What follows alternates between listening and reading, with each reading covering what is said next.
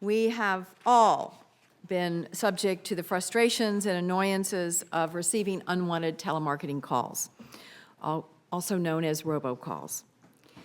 It seems these calls always intrude at a very inconvenient time. 10 years ago, the Federal Trade Commission and the Federal Communications Commission, at the direction of Congress, established a national Do Not Call Registry so that consumers could get some peace and quiet in their homes and stop the torrent of unsolicited telemarketing calls. The idea was simple. Voluntarily register your phone number on a centralized list, and telemarketers would be prohibited by law from calling you. The registry has been celebrated across party lines as a successful government program that provides real benefits to consumers. While the National Do Not Call Registry has been effective at limiting intrusions by legitimate telemarketers, fraudulent robocalls have since filled the void and have become the source of understandable anger and frustration among the public.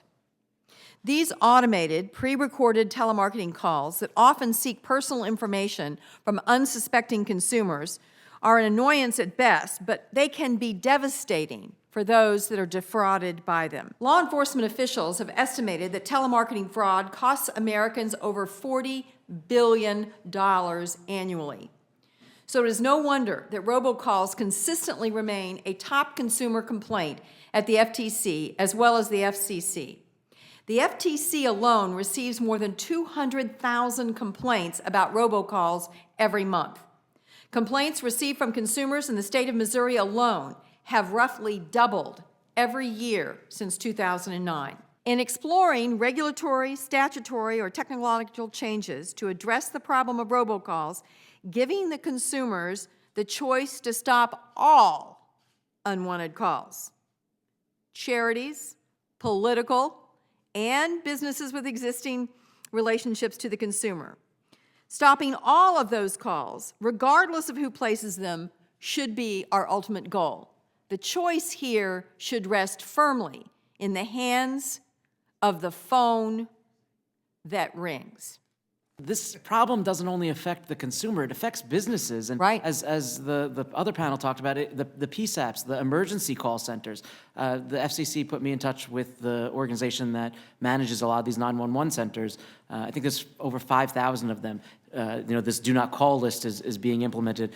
And they asked me, that, I said to them, if there was a blacklist, a real-time blacklist, an up-to-date list of the numbers that you shouldn't be answering, would that be helpful?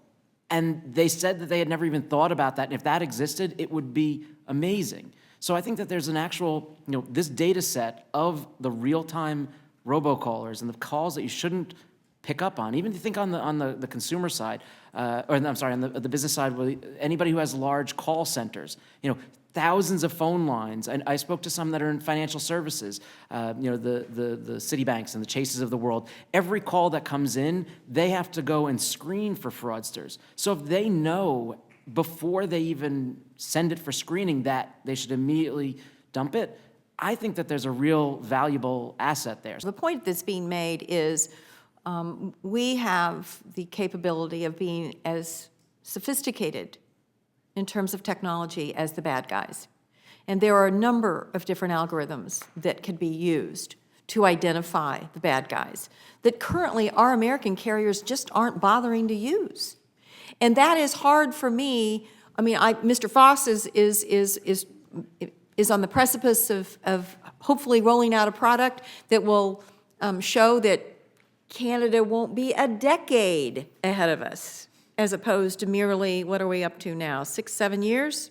It worries me that we're going to say, well, if we do this to try to catch the bad guys, they're just going to do something else. I think this is one of these issues that we really haven't teed up yet to really try hard.